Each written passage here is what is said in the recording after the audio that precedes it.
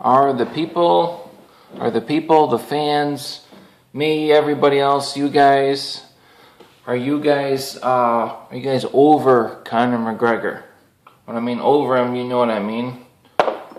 Just like, is it done? Is it done? Are we just over it? I'm a little over it. I'm gonna say I'm a little over Conor McGregor, just because Conor McGregor, I've always followed him. I've made a lot of videos talking about the guy, and actually at one point I said I found him annoying. I said that at one point, and that was when he was injured with his knee, when he hurt his knee against Max Holloway, and he wasn't even fighting. He's saying he's the baddest man, and I'm like, and I found that really annoying, because I'm like, dude, if I get in a fight with you, all I gotta do is kick you in the knee. Like, you can't even barely walk, so how are you the baddest man? You know what I mean? So I just found that kind of annoying. But then he came back and he was fighting, and but Conor McGregor has went from being like, he's went from being the likable guy to kind of being the unlikable guy. And people, even though he's the unlikable guy, people still do like him. And I kind of put myself in that category that I do like, or I did like Conor McGregor. I still like him, but are we over Conor McGregor? Like, in other words, he's lost, and his whole thing was he kept saying he's going to do this, and then he would get there. Say he's going to do this, and then he would get there. Say he's going to do this and get there. And so he's saying, I'm going to take over 155 division. I'm going to take over the 170 division. And so we're like, whoa, this just keeps going. You know what I mean? Everything he's told us, he keeps coming true. So we just can't wait to see. Is he really going to? But then when he lost against Nate Diaz, it was like, bam. It became very clear that he's not going to do that. He's not going to dominate the 170-pound division. And guess what? He's not going to dominate the 155-pound division either. There's just no way. I mean, we all seen what Rafael dos Anjos did to Nate Diaz. He made him look like a kid. Now, Nate would say he wasn't in as good shape and blah, blah, blah. And here's the thing. It didn't take Nate Diaz too long to beat Conor McGregor. The first round on the scorecards obviously scored for Conor McGregor. He won that round. But the thing is, with Nate coming in that fight, he was very hesitant. Anybody would be. Conor, here's somebody that knocks everybody out like that. And I think Nate was just kind of hesitant to let his hands go. It's not something you can control. I mean, when you're in there with somebody that just literally knocks everybody out, guys falling flat on their face and just dazed, and Dustin Poirier, and as soon as he hits you, bam, you're out. And so, Nate was having a little bit hard time finding his rhythm, and it's because of that intimidation factor of the guy's record, and that he's just destroying guys. There is a certain amount of intimidation factor to that. I mean, it's like Fedor. I always talk about Fedor in my videos. Fedor had a fight at one point where he got in the ring, where like his opponent was in the ring, or they were getting in the ring together, and the guy seen Fedor. It's like he was going to fight him, and he was like, it was right before the fight was going to start. The guy turned around and walked out. I don't know who it was. I forget. This was a long time ago. But he just saw Fedor, and he said that I'm not fighting this guy. No, there's no way. I don't feel like getting beat down by this guy, at that point in time. So, so Conor, he had that. I mean, it's just like, wow, it's very intimidating. The intimidation factor is going to be less now, because we've seen him lose. So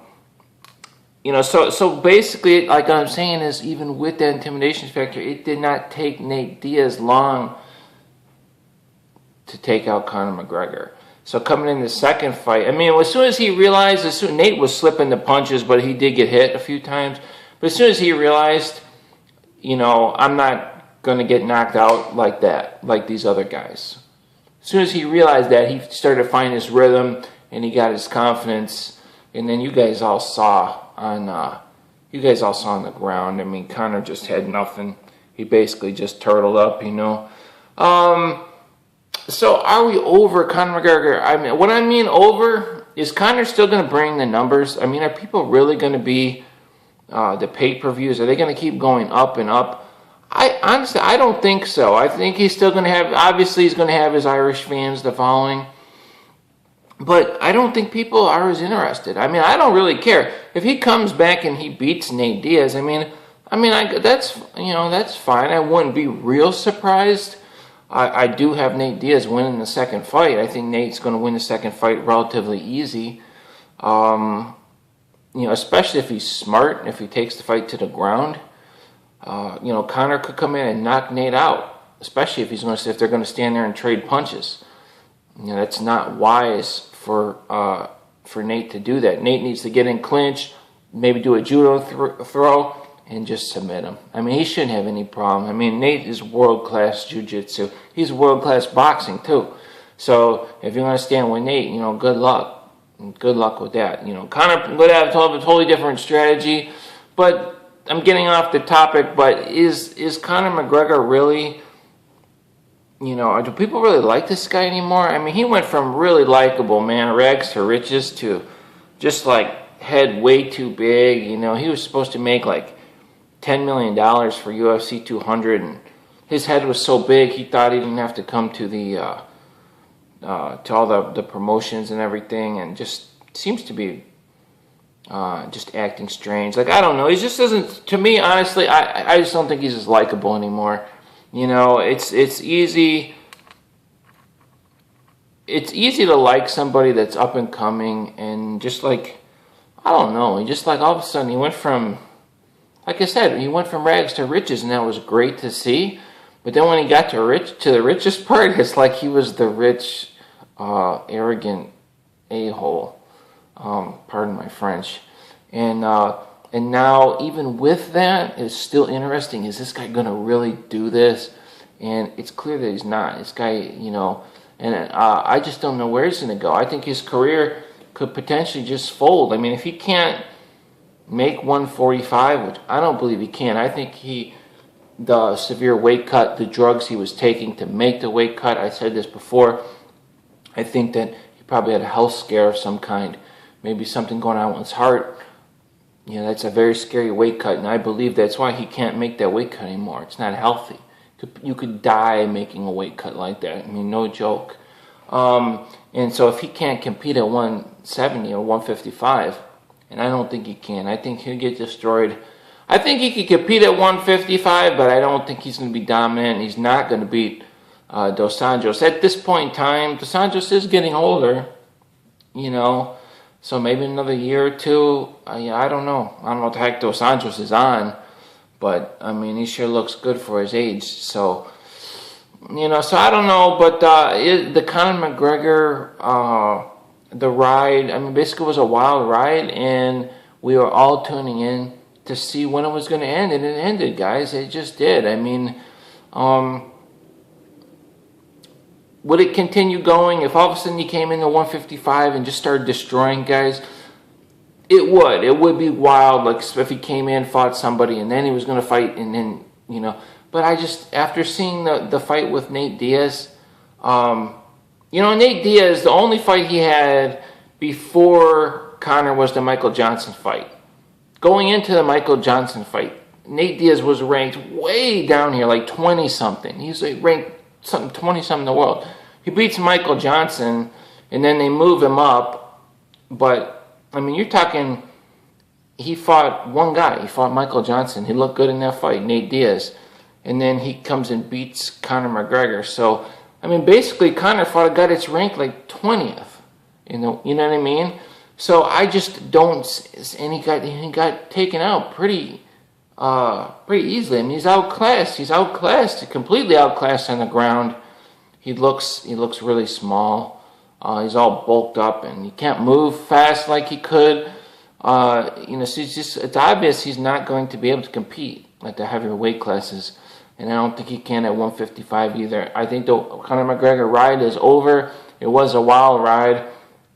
And, he made a lot of money, and he's going to continue to make money his next few fights. But I think we might see, him win a fight, lose a fight, win a fight or two, lose a fight, maybe even lose 2 fights in a row.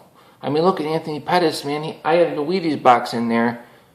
He's on the cover of the Wheaties box, Anthony Pettis, and he's lost 3 fights in a row. You know, so that's how this sport is, man. It's a rough sport, and when you're hot, you're hot, and when you're not, you're not. And Conor McGregor may be moving into that not era, the not hot Conor McGregor era. And guys, I don't think it was really by choice. Like I said, I don't think he could make that weight cut at 145 anymore.